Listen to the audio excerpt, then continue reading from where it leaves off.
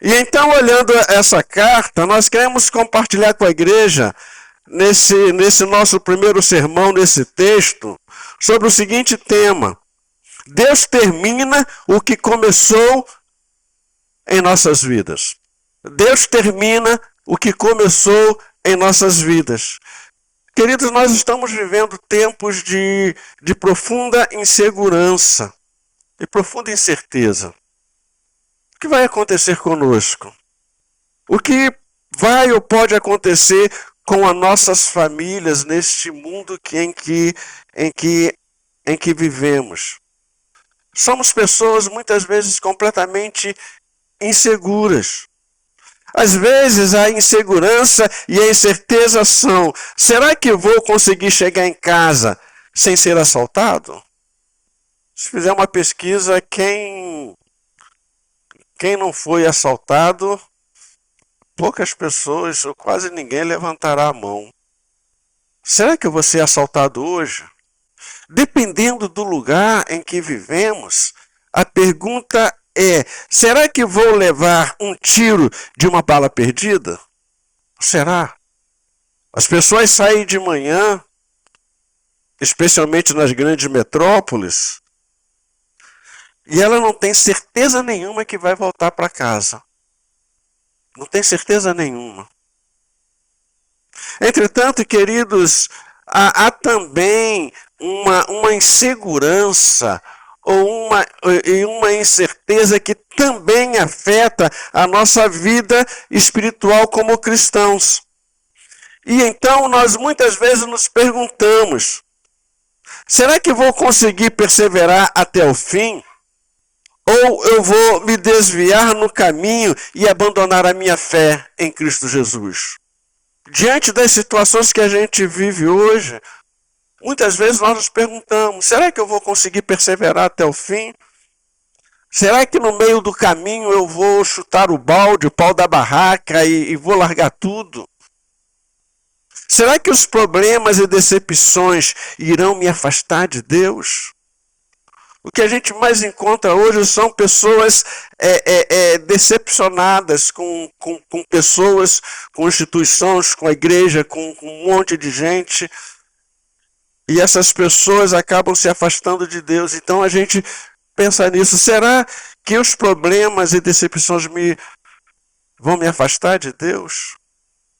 São perguntas que nós fazemos. Perguntas que geram em nós insegurança, que geram em nós incertezas, de não sabermos se vamos conseguir chegar até o fim. Nesse texto, Paulo ele vai escrever para a igreja dos Filipenses, e ele vai escrever da prisão. E o apóstolo Paulo, então, ele vai demonstrar, vai manifestar uma profunda alegria, uma grande alegria e uma grande gratidão, como também ele vai manifestar uma certeza inabalável quando ele escreve para aquela igreja. E qual é essa certeza que Paulo escreve para a igreja, mesmo estando preso? Ele vai dizer: o Deus que começou a boa obra em nós, Ele mesmo há de completá-la até o dia de Cristo Jesus. Então, Paulo, refletindo uma profunda alegria, uma profunda gratidão mesmo, e é preciso que a gente tenha isso claro na nossa mente. Quando Paulo fala isso, ele está preso, ele está acorrentado, ele está sem liberdade nenhuma. Mas ele fala que mesmo preso, acorrentado, mesmo correndo o perigo de ser morto, ele diz que ele é uma pessoa alegre. Não é uma pessoa carrancuda, triste, infeliz. Mas ele diz então, para aquela igreja, estando preso, que ele tinha uma certeza, de que ele tinha uma convicção, de que o Deus que começou a boa obra em nós, Ele mesmo há de completá-la até o dia de Cristo. O apóstolo Paulo, então, ele revela nessa carta uma profunda segurança na obra de Deus, que é baseada no caráter, na sua fidelidade, no seu caráter soberano e na sua fidelidade. Então, apóstolo Paulo, ele alicerça a sua fé, a sua confiança no caráter absoluto de Deus, no Deus que é fiel, no Deus que é poderoso. E ele diz que esse Deus, ele é capaz de nos sustentar e nos levar até o fim. De nos levar até o fim e nos apresentar no dia de Cristo a Ele mesmo. Entenda, Paulo está preso. Aquela igreja está sofrendo perseguições, mas ele diz, olha, queridos, o Deus que servimos, o Deus que conhecemos, esse Deus que nos salvou, Ele há de completar a obra em nós e Ele vai nos levar a salvo até o último dia. O que ele está dizendo para a igreja é o seguinte: você não precisa ter insegurança, você não precisa ter incerteza na vida, porque Deus vai te levar. Você vai completar, a obra de Deus, e ele diz que ele vai fazer isso em todas as circunstâncias, independente de qualquer problema, ele vai nos levar e vai nos fazer perseverar até o fim. Então, queridos, quando nós olhamos esse texto, desse primeiro capítulo até o verso 11, o apóstolo Paulo ele vai chamar a nossa atenção para 3 coisas aqui. Primeira coisa que Paulo ele vai chamar a atenção é a alegria dele pelos filipenses, a alegria de Paulo pela a igreja dos filipenses. Então, Paulo ele é profundamente grato a Deus pelos filipenses. Ele preso em Roma, ele se lembra dos irmãos com alegria. Ele está preso. E quando ele pensa naquela igreja, o sentimento que ele tem é um sentimento de alegria. Um sentimento de gratidão. E esse sentimento de alegria e de gratidão de Paulo à igreja dos filipenses, porque foi praticamente a única igreja que o socorreu quando ele estava preso. Esse sentimento de alegria e de gratidão de Paulo o leva a interceder por aquela igreja. Por isso ele vai dizer nos versos 13 e 4: dou graças ao meu Deus por tudo que recordo de vós, fazendo sempre com alegria súplica por todos vós em todas as minhas orações. Então, Paulo diz que quando ele se recordava daquela igreja, a recordação que ele tinha daquela igreja gerava nele uma profunda alegria. Para você pensar, quando você pensa na igreja, o que isso gera em você? O que isso gera em você? Paulo diz que essa alegria que é gerada nele o leva então a orar pela igreja. O que ele enfatiza isso no verso 4, em que ele ora por eles com alegria. Esse é o detalhe. Ele ora pela igreja não como sendo um peso. Ele ora pela igreja não reclamando da igreja. Porque se a gente reparar, a maioria das nossas orações pela igreja são orações de reclamação, de murmuração. A gente ora murmurando: Senhor, eu estou diante de ti pela tua igreja porque as pessoas não querem nada contigo, as pessoas chegam atrasado, as pessoas são isso, dá nelas, gera nelas, faz isso. A gente murmura diante do Senhor. As nossas orações são reclamações, quando não são acusações. Quando a gente não acusa a igreja diante do Senhor ou para o Senhor. E a Bíblia diz que nós temos um acusador, que já faz isso muito bem. Mas Paulo diz que quando ele ora pela igreja, ele ora com alegria. Paulo diz o seguinte: Senhor, eu vou orar pela igreja presbiteriana de Jardim Esperança. Que alegria poder orar por aqueles irmãos, que coisa extraordinária. Ora, Senhor, é tão bom orar pelaquela igreja. A gente, Senhor, visita. aquele pastorzinho que fala demais, tem misericórdia dele, cala a boca dele. Aquele irmão implicante que só sabe implicar, Senhor, dá um jeito nele, muda a vida dele, Senhor. São as nossas orações. Como é que a gente ora com alegria, mas murmurando, reclamando? Como é que a gente faz isso? Como é que a gente consegue fazer esse jogo? Então Paulo vai dizer que ele faz isso e ele vai enfatizar que sempre ora por eles. Apóstolo Paulo, então, ele deixa transparecer que orar por aquela comunidade não era um peso. Não era, como falamos, uma oração de reclamação, de murmuração.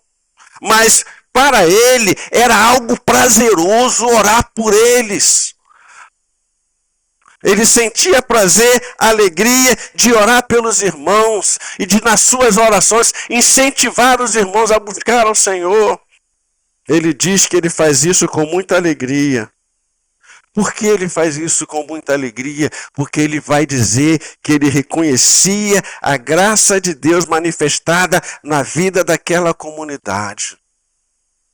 Ele reconhecia que, apesar dos problemas que aquela comunidade tinha, a graça de Deus se manifestou salvadora, mudou a vida de pessoas, de família, restaurou, salvou, libertou. Então, quando Paulo olhava para aquela igreja, Paulo não enfatizava problema, Paulo olhava a graça de Deus, a misericórdia de Deus na vida daquelas pessoas. E isso gerava nele uma profunda alegria. Porque Paulo orava por aquela igreja com alegria, porque ele tinha comunhão com eles. Porque Paulo tinha comunhão, porque aquela igreja era parceira de Paulo, tinha comunhão, então ele tinha prazer de orar por eles. A verdadeira comunhão não se baseia em afinidades humanas, mas na união em Cristo. Não é de afinidades humanas, mas é de união, é meu irmão. E eu preciso orar pelo meu irmão, eu preciso interceder pelo meu irmão, eu preciso colocar o meu irmão diante de Deus, preciso suplicar a Deus pela vida dele. Porque eu tenho comunhão com ele, eu quero o bem dele, eu quero a felicidade dele, eu quero que ele experimente o que eu experimento. Ele ora porque aquela igreja era parceira dele, porque aquela igreja o socorreu quando ele tinha necessidades. E aquela igreja foi solidária, teve comunhão, solidariedade, parceria com ele.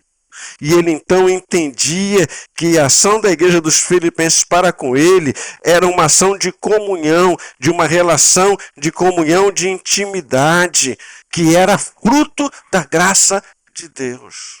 A igreja o socorria, porque a igreja o socorria na prisão, por causa da graça de Deus que manifestou na vida deles. E eles, por causa dessa graça, eles se tornaram solidários a Paulo. A graça de Deus, quando é plenamente manifestada nas nossas vidas, nos torna solidários às pessoas. A ter comunhão com as pessoas, a entender as pessoas, a socorrer as pessoas, a ajudar as pessoas na sua caminhada em Cristo. A não ser obstáculo, a ser bênção, a ser canal. Então Paulo ora por aquela igreja com profunda alegria. Era uma igreja que tinha problemas, mas ele conseguia olhar a coisa boa da igreja. Ele conseguia ver o que era bom, ele conseguia ver graça de Deus naquela igreja. E ele então não focava no problema, ele focava na graça de Deus. Nosso problema hoje é que a gente foca no problema. A gente não olha a graça, não olha o que Deus faz.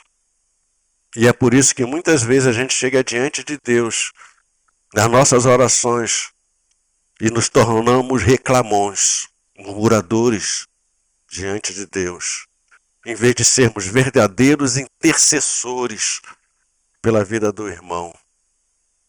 Segunda coisa que Paulo ele vai salientar para essa igreja é que ele vai dizer que Deus completa o que começou em nossas vidas. O verso 6, o apóstolo Paulo ele vai dizer: estou plenamente certo de que aquele que começou boa obra em vós, há de completá-la até o dia de Cristo Jesus.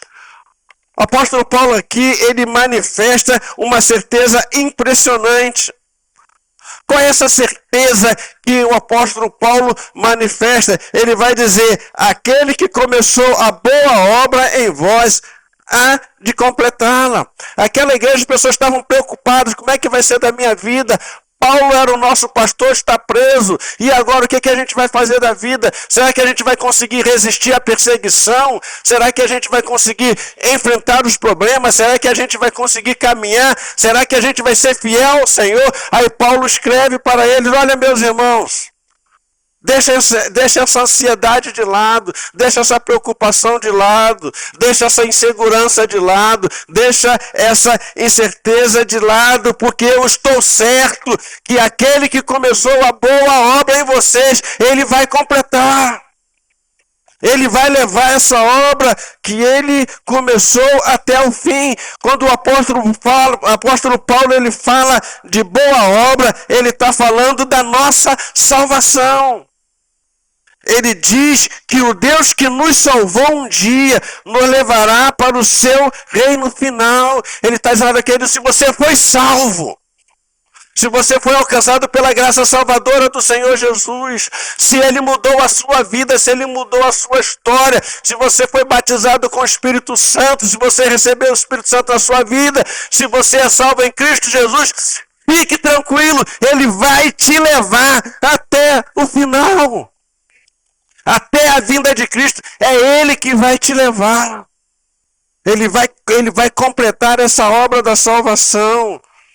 O apóstolo ele não tinha dúvida sobre um princípio que é muito caro para nós, que somos presbiterianos e reformados. Quem é salvo para sempre. É isso que Paulo está dizendo. Se Ele te salvou, fica tranquilo. Você não vai perder isso, porque Ele não vai deixar. Porque Ele vai te levar até o final. É o que Jesus ensina, né? Ele diz, aquele que vem a mim, jamais lançarei fora.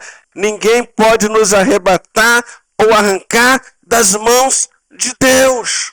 Nós estamos seguros na mão de Deus. E o apóstolo Paulo ele vai enfatizar isso quando ele diz que nós fomos comprados por preço, fomos comprados, que nós não pertencemos mais a nós mesmos. Apóstolo Pedro vai dizer que não foi com ouro ou com prata que nós fomos resgatados da nossa fútil maneira de viver, mas com o precioso sangue do Cordeiro. Então nós fomos selados, somos salvos e Ele vai nos levar até o final. Por isso o apóstolo Paulo diz, quem nos separará do amor de Cristo? Será angústia? Será demônios? Será principados? Será potestades? Futuro? Quem? Nada poderá nos separar do amor de Deus que está em Cristo Jesus. Não há nada e ninguém que nos arranque da mão do Deus que é todo poderoso. Então Paulo diz para aquela igreja, fique tranquilo, fique em paz. Jogue essa insegurança fora, porque se ele começou a boa obra, ele vai terminar. Agora, se ele não começou, aí você tem que ficar preocupado. Se ele não começou, aí você fica preocupado. Mas se ele te salvou, você pode ter paz, ele vai te levar. Por isso o autor de Hebreus ele vai dizer que ele disciplina e repreende a quem ele ama. Os filhos dele ele repreende, ele disciplina. Porque é filho, porque ele vai levar o filho até o final. Mas para quem não é filho, fica largado. Paulo diz que ele nos levará a salvo.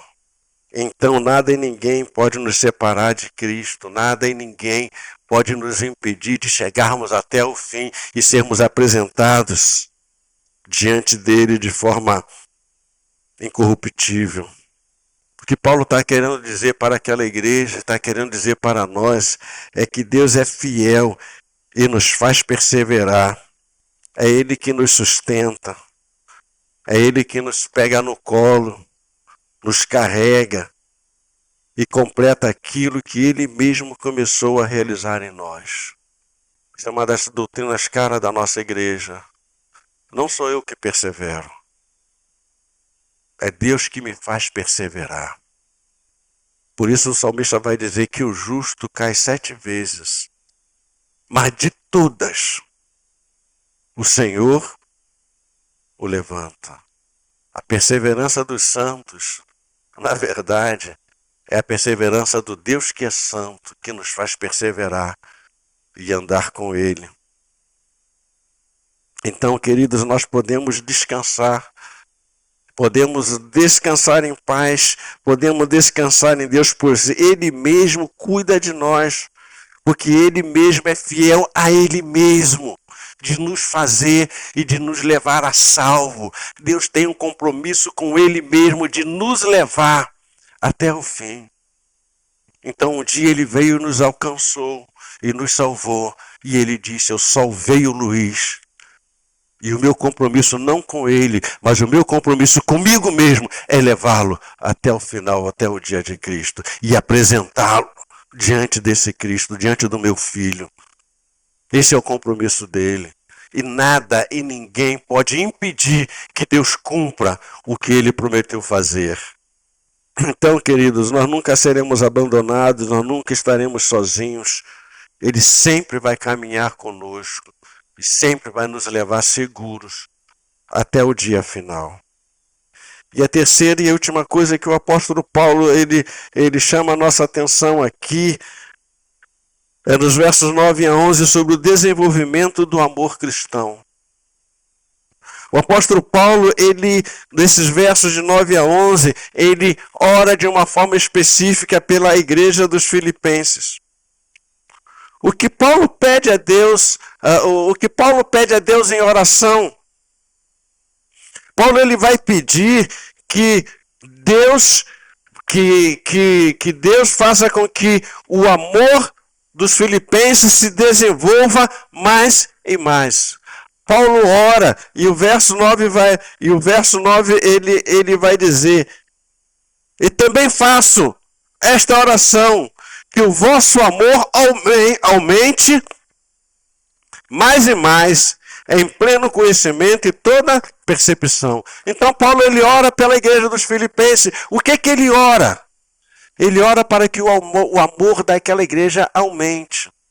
Aumente mais e mais. Ele ora para que o amor daquela igreja seja desenvolvido. E ele pede para que esse amor dos colossenses, dos filipenses, venha crescer, que eles cresçam em amor. Que o amor que eles já tinham, seja desenvolvido. Perceba, Paulo não diz: olha, vocês não amam nada, então ele diz: olha, eu quero que aquilo que vocês têm de amor aumente cada vez mais, cresça cada vez mais. Paulo não foca no negativo, Paulo foca no positivo. Vocês têm amor. E vocês demonstram esse amor que vocês têm em me socorrer na prisão. Mas a minha oração a Deus é que esse amor que vocês têm manifestado seja crescente mais e mais, seja cada vez mais abundante. Então Paulo ele fala de um amor que não é apenas emocional, mas é um amor espiritual, um amor ativo e sacrificial. Ele fala de algo prático, de um amor que é prático, não é de palavras, é um amor que age, que faz as coisas acontecerem. Ele pede que esse amor se desenvolva em 2 formas. E o texto vai dizer: em pleno conhecimento e toda percepção. Ele ora: olha, Deus, eu quero que o Senhor faça com que o amor dos filipenses aumente mais e mais. Mas como é que eu quero que esse amor dos filipenses aumente? Eu quero que ele aumente, em primeiro lugar, em pleno conhecimento. E eu quero que esse amor aumente em toda a percepção. Então, quando Paulo diz em pleno conhecimento, o apóstolo ele está dizendo de um amor fundamentado no conhecimento verdadeiro de Deus. Ele fala que o nosso amor tem que ser baseado no Deus que é vivo, no Deus que é verdadeiro e na sua palavra. Um amor baseado, centrado na palavra de Deus. Um amor que nos leva a conhecer a Deus e amar como Deus amou. E amar como Deus ama.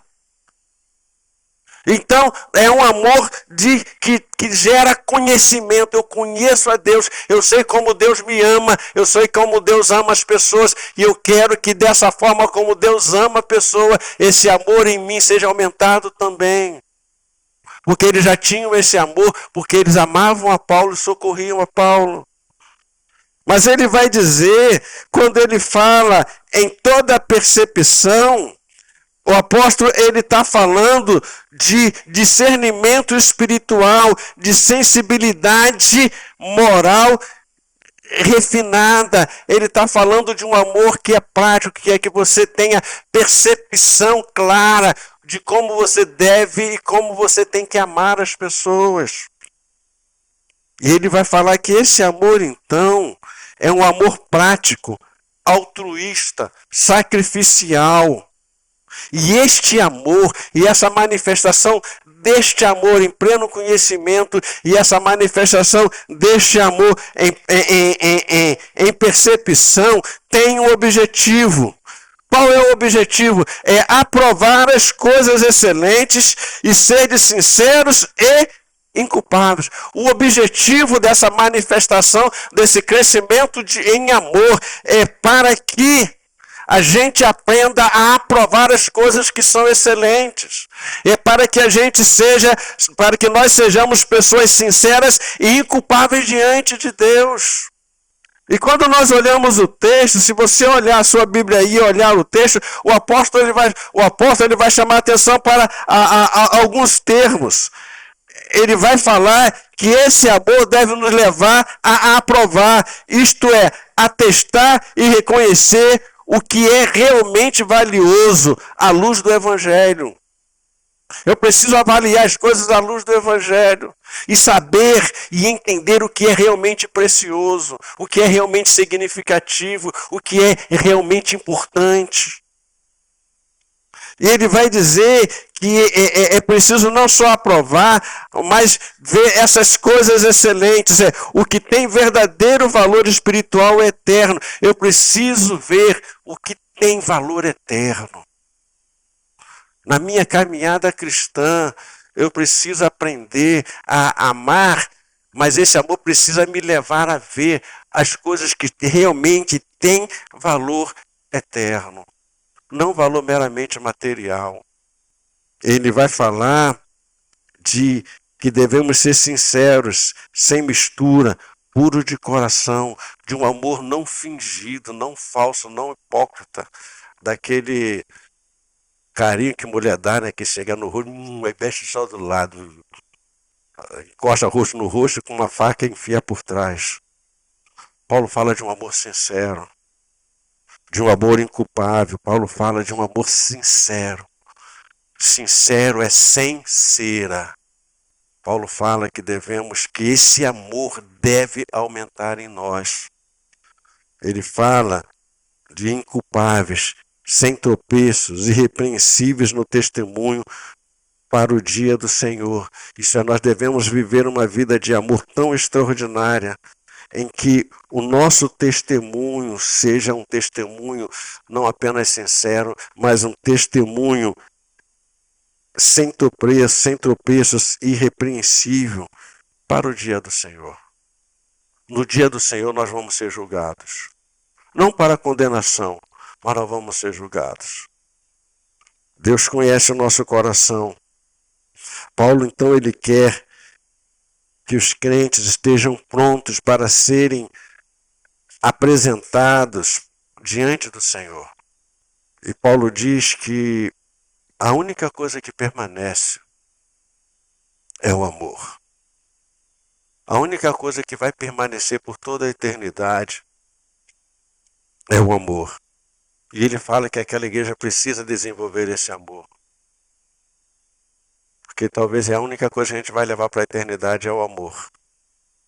E precisamos aprender a desenvolver e praticar este amor aqui na terra.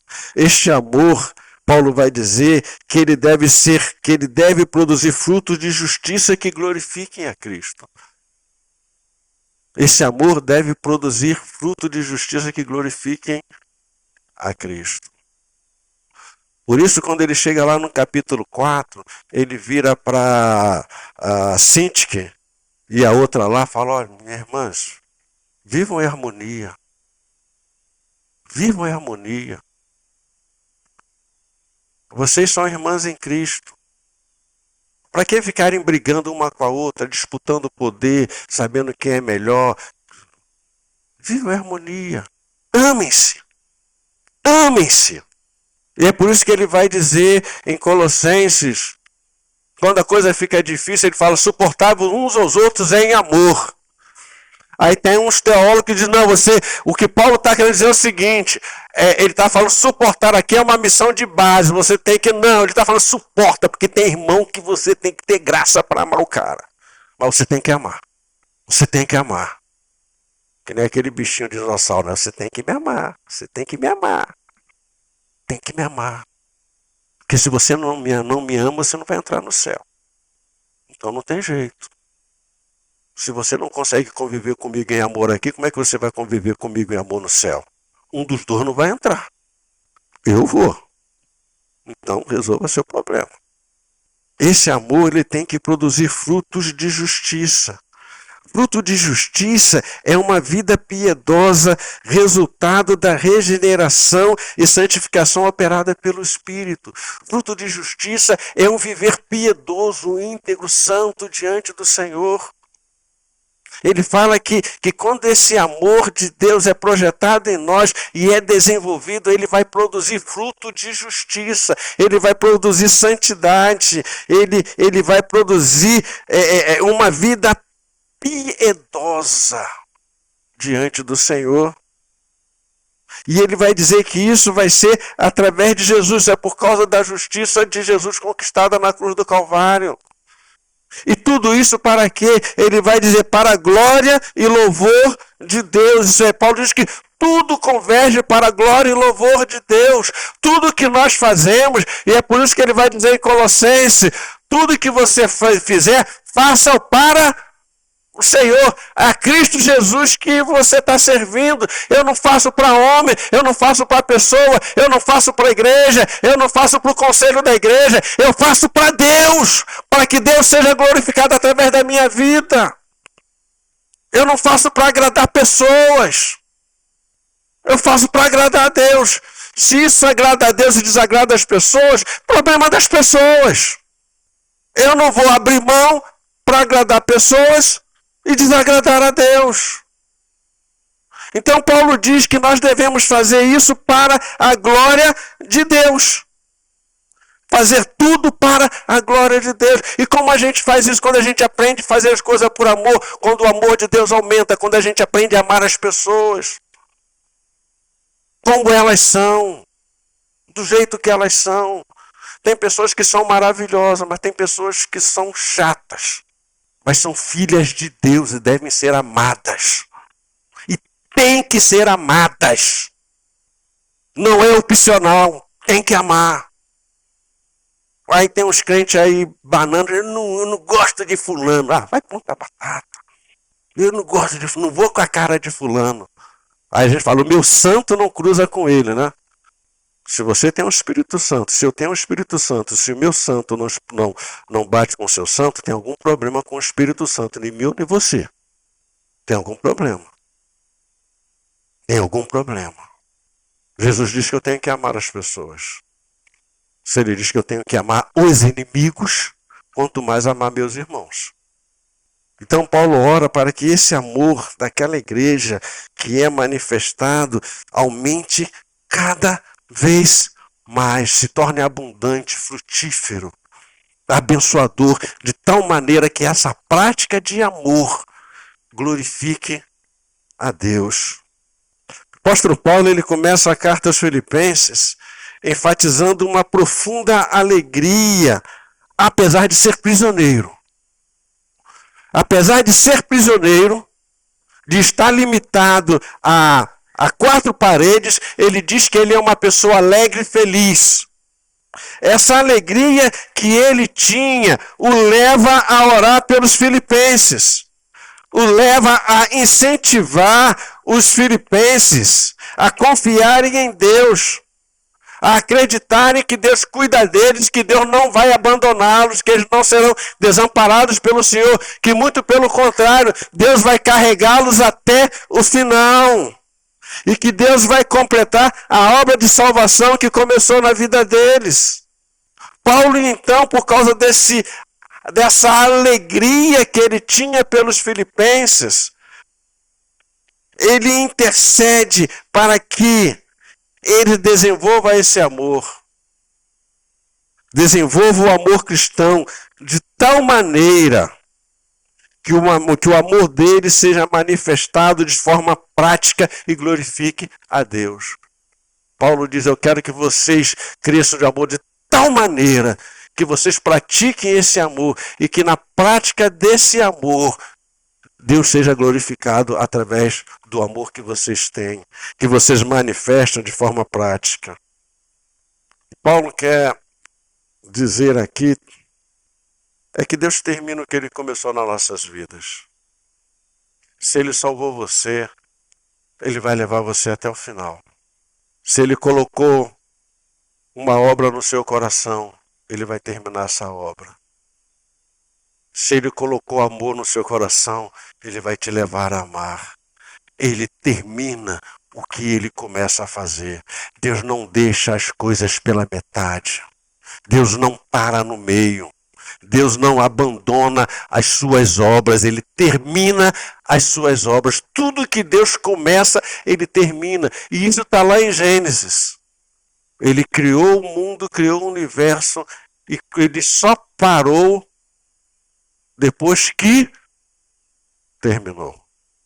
E se Ele começou a fazer algo em sua vida, fica tranquilo. Ele vai terminar o que Ele começou. Então Paulo ora para que esse amor seja desenvolvido. Paulo ora para que aquela igreja compreenda isso. Consequentemente, querido, nós podemos confiar e estarmos plenamente seguros, porque Deus cuida de nós. Ele não nos desampara. O seu propósito e planos para nossas vidas se cumprirão. Não por causa de nós mesmos, mas por causa da sua fidelidade e amor para conosco. Deus vai cumprir.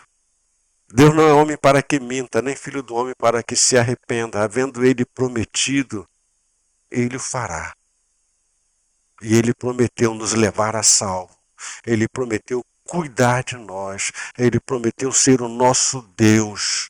Ele prometeu nos levar para a eternidade. E Ele vai nos levar. E Ele vai nos levar. Uns com muita alegria, uns apanhando. Mas Ele vai levar. Porque Ele é fiel.